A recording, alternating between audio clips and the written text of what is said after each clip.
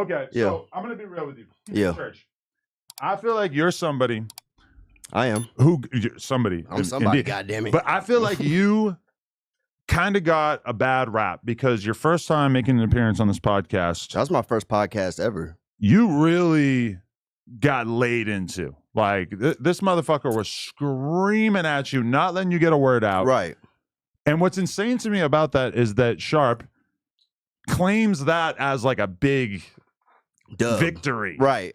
Which to me, when I looked at that, like that was like one of the first, I think the first podcast he ever did. And it kind of blew my mind of like, holy shit, this is what I have to look forward to. This is insane. In a way, I was kind of trying to tell you that. I was trying to do that as a way, like, this nigga, I was even trying to tell him afterwards, like, yo, you got to control that shit. You know what I'm saying? That's bad podcasting. And then you started talking about bad podcasting and shit after that. So I figured you probably picked up that narrative a little bit, but that's why even while it was going on, I was like, look, you see what he's doing? This isn't like a good podcast. This isn't even a good interview. You know what I'm saying? Yeah. So that's what I was expecting, you know, but I was expecting him to do all that shit. So you kind of knew that it was good. Like, what was your communication with Sharp before that episode? We had no communication. I talked to you. Right. And remember, I was like, yo, he's had a few episodes. Yeah. There's like 5 episodes in. Oh, and they was weren't it? really. Oh, okay. Yeah, it was I remember it as being like the first episode, but my memory's fucked. And they were irrelevant, right? Right. So I was like, look, this is a way to kick off his show.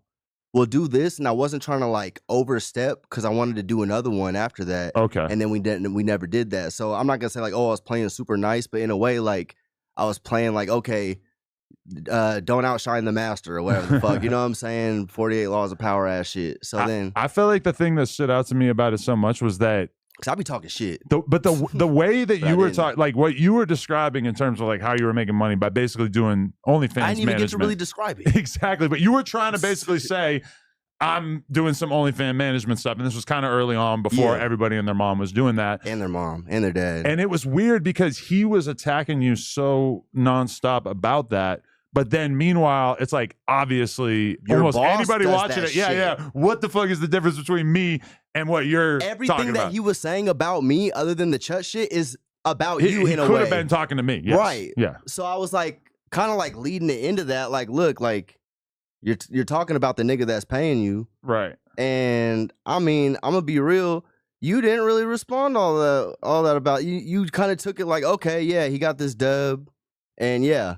And it was like, did you talk to him about that after at all, or? I think we might have spoke about it a little bit, but it wasn't anything too intense. It was like basically, I really want to get out these clothes. These are not whatever really you want to do. Any kind of change wardrobe change you want to do here, I would totally respect for sure, man. All right, this is a real timeless heirloom. I've never had to purchase one of these before. But okay, so what were you thinking was going to happen when you got on the podcast with him? Everything except him trying me about my name necessarily, because my name had literally nothing to do with the congregation. Okay. It had like literally nothing to do with it. I ain't gonna put this one on. But did you have respect for the culture of being a pimp or whatever that he comes from? And like when you named yourself, how did you think about that? Because a lot of people around me wasn't being very player. So then like Chuurch is kind of synonymous with like, you know, players. If something's player, you know, Chuurch, you know what I'm saying? So then like I'd be like, I'm more player than all of y'all. I'm big Chuurch. Cause we would like say that back in the day. Like I would say something like cool, like, you know, like not even cool, but just like, make sure you're paying attention to everything around you because you never know what you're gonna learn from someplace. But were you ever a pimp? You know what I'm saying? Like a real pimp? You were? Yeah. At one point? Yeah. How long ago was that? Shit. Essentially, the pandemic pretty much stopped that. Oh, really? Yeah, the pandemic made me switch shit to OnlyFans. Right. So then once I did that, then it was like, okay, I'm doing like OnlyFans shit. Where were you doing that at, though? Where was I pimping? Yeah. In Seattle, and I did a little bit like in Sacramento and shit, but then in Arizona is where like I really made it happen. Really? How'd you end up in Arizona? So there's this bitch that I was fucking with, and then she had family down there, but then she wanted to visit them, but then I looked up, like we like called up like the strip clubs and shit to see like what the terms and shit was there, and then they were fly as fuck. So I was like, oh yeah, we finna go down there, and then like I went down there for like a month or two, made a good bag, so then I moved down there. No, so when you came and did that episode though, like were you shocked by the fact that he like was not letting you talk at all, or like what was your A opinion little on bit. that? I knew that he was gonna do that, but I didn't think he was just gonna straight up not let me talk. Right. I thought he was gonna like berate me, but I didn't think he was just gonna like interrupt every because it looks hella unprofessional. I've never seen anyone ever in the history of podcasting do that. Me neither. It was mind-blowing. I watch a lot of podcasts, so I was like, what the fuck even is this? So I thought, if anything, like I was making a mockery of him because he's over here doing bad podcasting as like the host. Right. He's being a bad host. Yeah. I was being a guest. You're the host. I'm not gonna, if I'm coming on to your podcast, I'm not gonna come on and talk a bunch of shit to you. Even if you're talking shit to me, I might like, I'll stand up for myself, but I'm not finna start talking shit to you and making digs at you. Was there a part of you that wanted to dive across the table and attack him? Nah, I'm pretty composed. Nothing that he was saying, like, it'd be some random nigga on Flamingo saying some shit like that. Like, I'm not just gonna start punching niggas. Okay. But no, were you getting upset during that? Was it very upsetting? No, I was getting flustered, but I was also on 40 milligrams of Adderall at the time.